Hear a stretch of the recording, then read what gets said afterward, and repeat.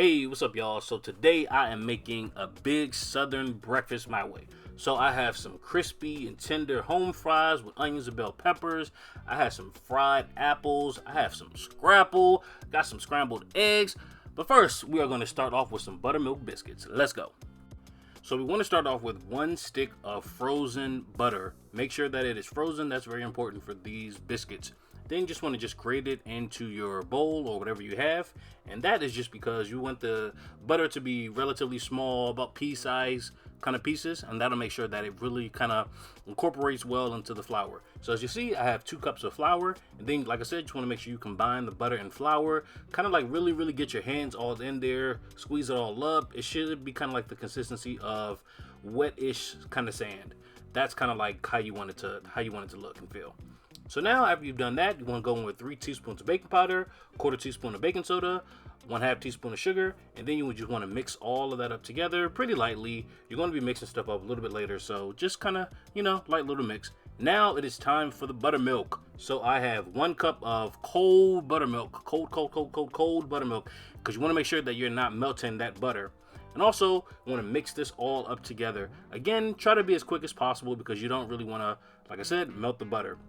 You want the butter to, like I said, stay in those kind of like relatively small pieces, because once it bakes and when you put it in the oven, butter will help to create those nice buttery flaky layers. So now that everything is all mixed up together, just put it onto your surface. Make sure you put some flour on there. Flour is definitely going to be your friend in these biscuits. I don't really bake all the time, but I know every time I bake, I need to use flour because if not, it'll get crazy. So now you just want to fold the dough over a few times. Again, this will help to create those nice flaky layers that we all know and love in homemade buttermilk biscuits. So just fold it all over, sprinkle a little bit of flour to make sure that you keep your surface nice and movable and just fold it all over. Use the rolling pin to press it all down and kind of repeat the process for maybe 4 or 5 times or 4 or 5 folds.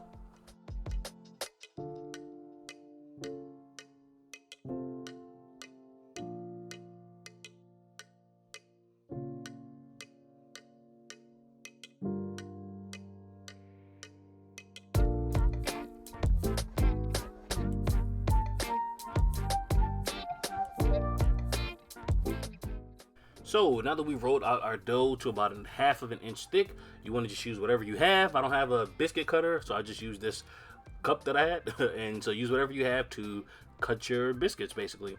And this part is pretty self-explanatory. Once you do your first couple of biscuits, then you'll have to just kind of like knead the dough together a little bit, kind of roughly. You don't have to go crazy with it. You don't want to overmix it at this point. And then get out all your biscuits. Now, once you've done that, just put them on your greased baking dish and put it into the oven for about 12 to 15 minutes, 425 degrees. And when you take it out of the oven, brush it with some melted butter to really lock in that butteriness and even add more butteriness to it. Y'all already know about the buttermilk biscuits. We don't have to go to Popeyes. We don't have to go to any other place other than our homes. Everybody got some flour. Just get some buttermilk. Or you can use half and half. I didn't even say that. You can use half and half. You can use milk. You can even use a little bit of water mixed with a little bit of milk. Y'all, you can make these biscuits at home. I promise you, they are so light and so flaky. And y'all, this is definitely a good recipe to have in your back pocket whenever you need to make some biscuits. Promise you on that. These are good. These are fire.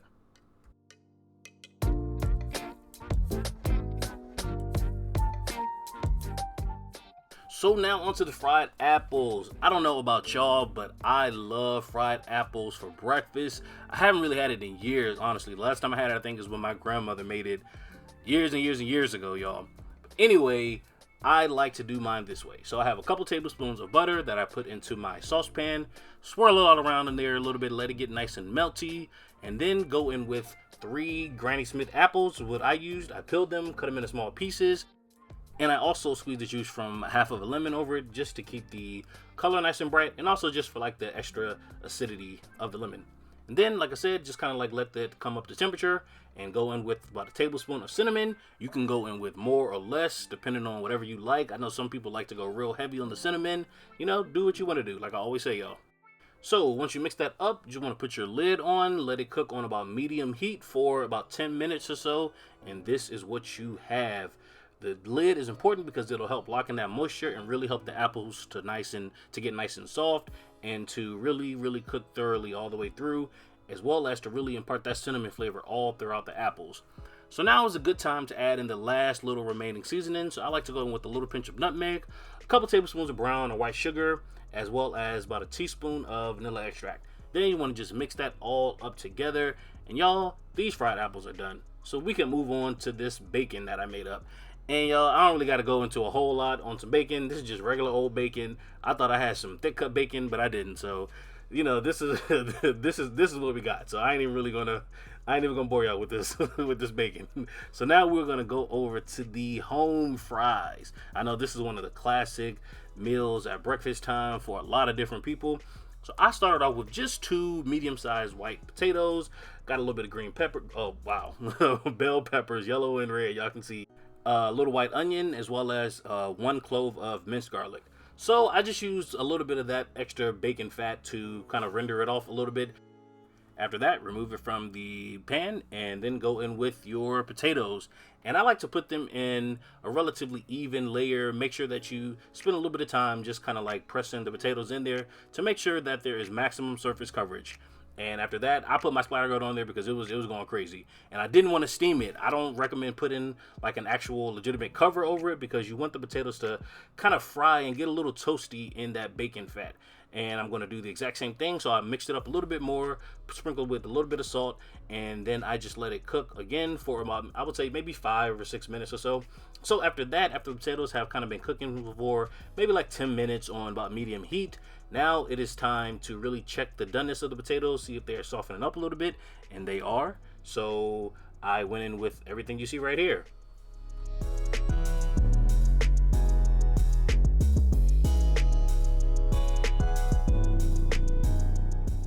So once I've incorporated all those seasonings into the potatoes, I'm just going to go in with a little bit of water, and that is just to create steam and to really make sure the potatoes kind of soften up on the inside. So now I'm going to add my cover or my lid, and about 7 minutes later on medium heat, these are what these home fries are looking like. So good. Still a little crispy on the outside, but nice and tender on the inside. I finish it off with a little bit of parsley, and y'all, we are on to the Scrapple. So y'all, I actually have another video on Scrapple just by itself, devoted entirely to Scrapple, on my channel now, and it's done relatively well. So if you want a more in-depth kind of like video on Scrapple, definitely check that video out. I'll try to remember to link it above. So I have my pan on about medium-high heat, and I just placed in the Scrapple, let it cook for about 5 minutes on each side. And I actually just wanted to leave this clip in to show you all how Scrapple is very finicky. So sometimes it wants to cooperate and work with you, sometimes it does not. So this was my first batch, and it looks a little crazy, but I mean, it's still all good, still tastes the same. But this is my second batch, and I was much more successful with it. So y'all, after I am done with the Scrapple, I'm just going to do a quick little scrambled eggs. Don't got to go into a whole lot of detail, just a couple of eggs, splash of half and half just for some richness.